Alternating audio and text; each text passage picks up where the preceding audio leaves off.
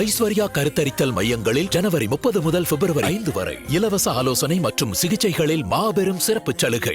கல்வியில் சிறந்த தமிழ்நாடு, கவி கம்பன் பிறந்த தமிழ்நாடுன்னு நம்முடைய முதலமைச்சர் சொல்லிக்கிட்டே இருந்தார். ஆனால் இந்த 5 ஆண்டு கால ஆட்சியில் கஞ்சா நிறைந்த தமிழ்நாடாக, கற்பழிப்புகள் நிறைந்த தமிழ்நாடாக, காவல்துறை பெண்களையே கற்பழிக்கின்ற காவல்துறை தமிழ்நாடாக இன்னைக்கு இருக்கிற இந்த ஆட்சியை விரட்டுவதற்காக தேசிய ஜனநாயக கூட்டணியுடைய சார்பாக பாரத பிரதமர் நரேந்திர மோடி அவர்களும், அண்ணா திராவிட முன்னேற்ற கழகத்துடைய பொதுச் செயலாளர் மதிப்புக்குரிய அண்ணன் இபிஎஸ் அவர்களும் மற்றும் அம்மா மக்கள் முன்னேற்ற கழகத்தினுடைய பொதுச் செயலாளர் மதிப்புக்குரிய டிடிவி தினகரன் அவர்களும், தமிழ் மாநில காங்கிரசினுடைய தலைவர் ஐயா ஜி.கே. வாசன் அவர்களும், நமது மதிப்புக்குரிய அண்ணன் ஜான் பாண்டியன் அவர்களும் மற்றும் இந்த நிகழ்வில் தேசிய ஜனநாயக கூட்டணி இணைந்திருக்கிற பாட்டாளி மக்கள் கட்சியினுடைய தலைவர் அன்புமணி ராமதாஸ் அவர்களும், பாரிவேந்தர் கட்சியினுடைய தலைவர் மதிப்புக்குரிய பச்சமுத்து அவர்களும், புதிய நீதி கட்சியினுடைய தலைவர் மதிப்புக்குரிய ஏசி சண்முகம் அவர்களும், இன்னும் நீங்கள் எதிர்பார்க்கின்ற இன்னும் பிற கட்சிகளும் சேர்ந்து நடைபெற வர இருக்கிற 28ஆம் தேதி இதே இடத்தில் பாரத பிரதமர் நரேந்திர மோடி அவர்கள் வருகை தந்து சிறப்புரையாற்ற இருக்கிறார்கள். அதே நேரத்தில் ஏற்கனவே மதுராந்தகத்தில் நடைபெற்ற கூட்டத்தில் 5 லட்சம் பேர் திரண்டார்கள்.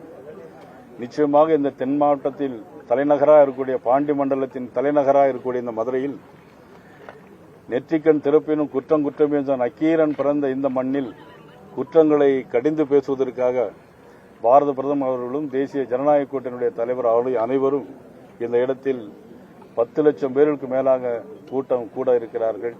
அதற்காக இந்த ஏற்பாடுகளை செய்வதற்காக முன்னாள் அமைச்சர்கள் அண்ணன் செல்லூர் ராஜா அவர்கள், அண்ணன் ராஜன் செல்லப்பா அவர்கள், மதிப்புக்குரிய அமைச்சர் உதயகுமார் அவர்களோடும் எங்கள் பாரதிய ஜனதா கட்சியுடைய பொதுச் செயலாளர்கள் கருப்பு முருகானந்தம் மற்றும் பொன் பாலகணபதி, ஏபி முருகானந்தம் மற்றும் நமது ராம சீனிவாசன் அவர்கள், முன்னாள் நாடாளுமன்ற உறுப்பினர் சசிகலா புஷ்பா மற்றும் நாச்சேப்பன் அவர்கள், இந்த நிகழ்வில் அண்ணா திராவிட முன்னேற்ற கழகம், தேசிய ஜனநாயக கூட்டணியுடைய பொறுப்பாளர்கள், எங்களது மாவட்ட தலைவர் மாரி சக்கரவர்த்தி, சிவலிங்கம், எல்லோரும் அண்ணா திராவிட முன்னேற்ற ராஜ்சத்தியன் உள்ளிட்ட ராஜசிம்மன்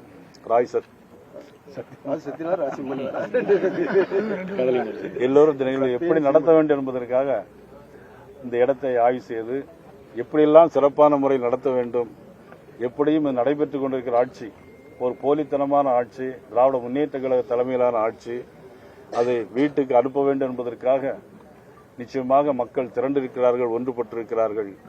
525 தேர்தல் அறிக்கையில் 70 தேர்தல் அறிக்கை கூட நிறைவேற்றாத ஒரு அரசு ஊழியர்களுக்கு பழைய ஓய்வூதிய திட்டத்தை 5 ஆண்டுகளுக்கு முன்பு நிறைவேற்றும் சொல்லி இப்பொழுது அடுத்த ஜூன் மாதம் ஆட்சியில இருக்க மாட்டோம் தெரிஞ்சு ஏமாற்றக்கூடிய ஒரு ஏமாற்று வேலையை திமுகவில் மட்டும்தான் செய்ய முடியும். எது டெல்லியிலிருந்து தரலன்னு சொல்லிட்டே ஒரு கோயப்பல் தத்துவத்தை பறைசாற்றின அந்த அரசை வீட்டுக்கு அனுப்ப வேண்டும் என்பதற்காகத்தான் இந்த மாபெரும் நிகழ்வு நடைபெற இருக்கிறது என்பதை தெரிவித்தார். அந்த இடம் தான். 2019 எய்ம்ஸ் மருத்துவமனை அமைக்கிறதுக்கான அடிக்கல் நாட்டப்பட்ட இந்த இடத்தை குறிப்பா தேர்வு பண்ணிருக்கீங்க, அது முக்கிய காரணங்கள் எது? எய்ம்ஸ் அதான் ஒரு கல்ல தூக்கி காட்டிக்கிட்டே இருந்தாங்க ஒரு நம்மளோட துணை முதலமைச்சர். ஆனால் இன்னைக்கு பல லட்சம் கல்களால் இன்னைக்கு உயர்ந்து நிற்கிறது எய்ம்ஸ் மருத்துவமனை. அதை நினைவுபடுத்துவதற்காகவும் அந்த ஒரு கல்லோடு இந்த கூட்டமும் நடைபெறும் என்பதை நான் தெரிவித்தேன். பிரதமர் எய்ம்ஸ் திறந்து வைக்கிறாரா சார்? இல்ல, பணிகள் முடிந்த பிறகு அது குறித்து பேசலாம். அது அப்புறம் முடிவு பண்ணலாம். இந்த கூட்டத்தில் எல்லா கூட்டணி கட்சி தலைவர்களும் கலந்துருப்பாங்களா சார்? வெயிட்டிங்ல இருக்கிற இந்த தேமுதிக, அன்புமணி ராமதாஸ், பாமக, நீங்க தயவுசெய்து வெயிட்டிங்ல இருக்கான்னு யாரையும் சொல்லக்கூடாது. ஒரு கட்சி தலைவர்கள் எல்லாரும் வருவாங்க. சார், நாங்கள் எதிர்பார்க்கணும்னு சொன்னீங்க, நீங்கள் யாரை எதிர்பார்க்கறீங்க? இந்த எதிர்பார்க்க எல்லாரும் வருவாங்கன்னு சொன்னீங்க. ஆமா, அது நீங்க உங்களுக்கு நிறைய பேர் யாரை எதிர்பார்க்கறீங்க?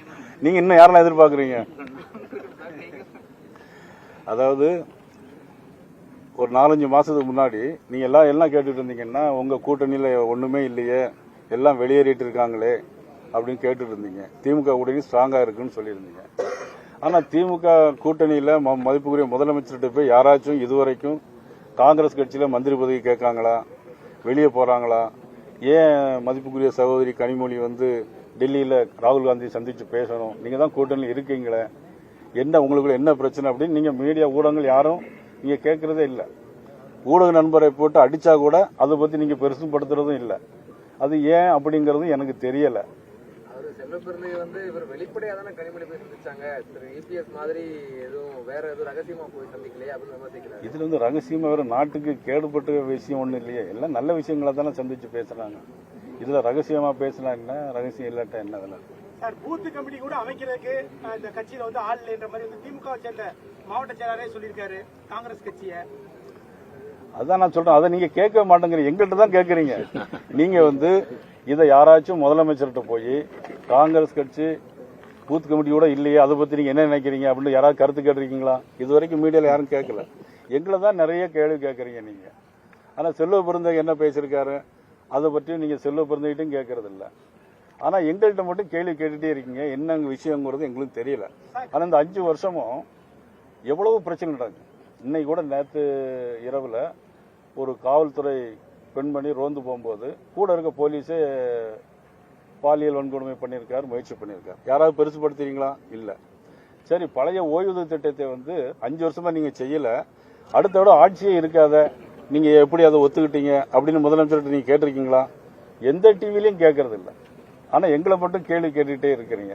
ஒரு சின்ன விஷயம் உங்களுக்குள்ள பிரச்சனை வந்துன்னா அதை பூதாகரமாக்கி பெருசா பேசுறீங்க. தமிழ்நாட்டில் இந்த பட்ஜெட்ல தமிழ்நாட்டுக்காக ஒரு திருக்குறள் கூட சொல்லல அப்படின்னு சொல்லி முதல்வர் விமர்சனம் வச்சிருக்காரு. அதாவது பிரதம அமைச்சரை பொறுத்தவரை 23 மொழிகள்ல திருக்குறளை மொழிபெயர்த்திருக்காரு. ஐநா சபைக்கு போனாலும் சரி, அயோத்திக்கு போனாலும் சரி, அல்லது எங்க போனாலும் சரி, யாதும் ஊரே யாவரும் கேளியர் கல்யாண் பூங்குன்றனாருடைய இதை பேசுறாரு. இன்னைக்கு எல்லா நாட்டிலையும் போயாச்சுன்னா தமிழ் பழமையான மொழின்னு பேசுறாங்க. நீங்க பட்ஜெட்ல தமிழ்நாட்டுக்கு ஒன்றும் இல்லைன்னு சொல்றீங்க. ஆனா ஒண்ணு, தமிழ்நாடு பட்ஜெட் போடும்போது திருப்பரங்குன்றத்துக்கு அப்படின்னு ஏதாவது நிதி ஒதுக்குறாங்களா, அல்லது மதுரைக்குன்னு ஏதாவது நிதி ஒதுக்குறாங்களா? கிடையாது. ஒட்டுமொத்தமா ஒரு நிதியை ஒதுக்குவாங்க, அது வேற பிரிச்சு பேசுவாங்க. இன்னைக்கு ரயில்வே யார் கையில இருக்குது? மத்திய அரசு கையில இருக்கு. 7300 கோடி ரூபாய் ஒதுக்கியிருக்காங்க.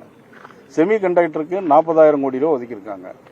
ஆயுர்வேத டிபார்ட்மெண்ட்டுக்கு மருந்துக்கு நவீன இது பண்றதற்காக 10,000 கோடி ரூபாய் ஒதுக்கியிருக்காங்க. மாவட்டந்தோறும் மகளிருக்கு விடுதிகள் அமைக்கிறதுக்கு நிதி ஒதுக்கியிருக்காங்க. இதுல வந்து தமிழ்நாட்டுக்கு ஒண்ணுமே தரலன்னா, இன்னைக்கு திருச்சியில விமான நிலையம் 650 கோடி ரூபாய், இன்னைக்கு தூத்துக்குடியில விமான நிலையம் 350 கோடி ரூபாய். இந்த போற 4 வழி சாலை யார் போடுறது? அது தமிழ்நாட்டுக்கு தானே போடுறோம். அது கூட முதலமைச்சருக்கு தெரியலன்னா நம்ம என்ன செய்ய முடியும்?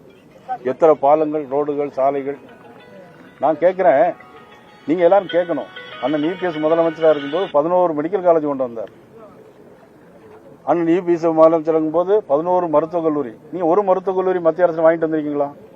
கேட்டா டப்பா இன்ஜின், அந்த இன்ஜின்ங்கிறீங்க. உங்க ஆட்சி என்ன இன்ஜின்? இது கஞ்சா இன்ஜினா? இது கஞ்சாவிலே ஓடுற இன்ஜின் தான் இந்த தமிழ்நாடு அரசு. 9 ரயில், இப்போ வந்தே பாரத் ரயில் 9 ரயில் கொண்டு வந்திருக்காங்க, புல்லட் ரயில். இப்ப அடுத்தால புல்லட் ட்ரெயின் போன சென்னை, பெங்களூர், ஹைதராபாத் இப்ப கொண்டு வந்திருக்காங்க. இது தமிழ்நாட்டுக்கு தானே வருது. ஒரு நாடு முன்னேறணும்னா கட்டமைப்பு வசதி மேம்பாடு பண்ணணும்.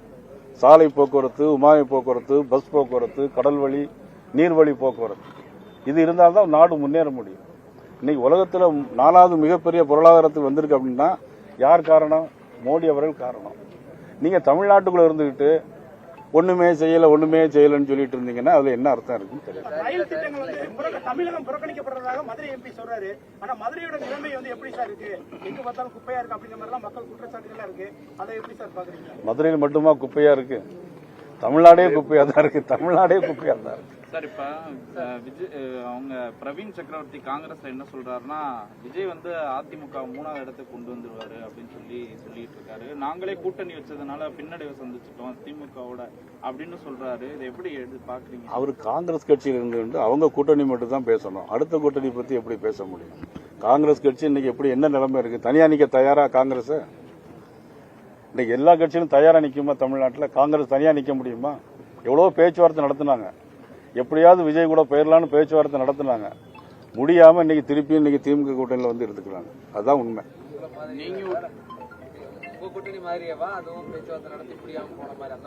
எங்க நாங்க எல்லாம் பேசி முடிச்சிருக்கோமே, எல்லாமே எதுவுமே முடிக்காம இல்லையா? எங்களுடைய கூட்டணி வந்து பொருந்தக்கூடிய கூட்டணி, அது பொருந்தா கூட்டணி. சார் ஒரு கட்டத்துல அதிமுக நீங்க எல்லாருமே விஜய் அந்த கரூர் சம்பவத்துக்கு மாநில அரசை குற்றம் சாட்டி சொல்லியிருந்தீங்க, சட்டமன்றத்திலயும் பேசியிருந்தீங்க. இப்ப அவங்க கடுமையா விமர்சிக்கிறாங்க, அதிமுக விஜய் கடுமையா விமர்சிக்கிறாங்க. இதை எப்படி பாக்குறீங்க நீங்க? இல்ல, அதிமுக விமர்சனம் பண்றதற்கு விஜய்க்கு என்ன தகுதி இருக்கிறது? ஒரு கவுன்சிலர் கூட ஆகல, இன்னும் விசில வச்சு அடிச்சுக்கிட்டு இருந்தாக்கி அதெல்லாம் நடக்குமா நாட்டில்? அதெல்லாம் அதுங்க. சரி, ஃபைல்ஸ்ல வந்து பிரதமர் மோடி அவர்களுடைய பெயர் வந்திருக்கு. இந்த எக்ஸ்டன் ஃபைல்ஸ்ல பிரதமர் மோடி அவர்களுடைய பெயர் இருப்பதாக ஒரு குற்றச்சாட்டு எழுந்திருக்கு. அது சம்பந்தமா வந்து ராகுல் காந்தியும் இதுல நாடாளுமன்றத்தில் பேச முற்பட்டாரு. ராகுல் காந்தி அவரு ஒரு பஃபூன், பார்லிமெண்ட்ல அவரு பேசுறதெல்லாம் கருத்துல சொல்ல முடியாது. கமலஹாசன் பேசியிருக்காரு, நன்றி சொல்லி பயங்கரமா பேசியிருக்காரு. தமிழ்நாட்டில் வந்து பிச்சை எடுக்கணும்னா ஏன் தமிழ்ல எடுக்கிறீங்க, ஹிந்திலயோ ஆங்கிலத்துல எடுக்கலாம்? அது நீங்க சொன்ன வார்த்தை அப்படி நீங்களே சொன்னது மாதிரி வச்சுக்கோங்க. அது அவர் சொன்னது சார். அந்த வார்த்தைக்கு எடுக்கிறது அப்படிங்கறது யார் அதை வச்சு பிழைச்சிட்டு இருக்காங்க? இப்போ தமிழை வச்சு பேசிட்டு இருக்கிறது, பிழைச்சிட்டு இருக்கிறது யார்? நிதியமைச்சர் என்ன கான்டாக்ட்ல பேசினாங்க சார்? நிதியமைச்சர் வந்து அன்னைக்கு உள்ள பெரியார் அவர்கள் பேசிய கருத்தை அப்படி பேசினாங்களே தவிர நிதியமைச்சருடைய கருத்து அது இல்லை. அது தெளிவா நீங்க எல்லாம் புரிஞ்சுக்கணும். தெரியும் உங்களுக்கு, இருந்தாலும் அதை கேட்டு ஒரு குழப்பம் பண்ண முடியுமான்னு நினைக்கிறீங்க. எந்த குழப்பமும் பண்ண முடியாது. இன்னைக்கு கூட நாடாளுமன்றத்துல அப்புறம் ஐஸ்வர்யா கருத்தரித்தல் மையங்களில் ஜனவரி 30 முதல் பிப்ரவரி 5 வரை இலவச ஆலோசனை மற்றும் சிகிச்சைகளில் மாபெரும் சிறப்பு சலுகை.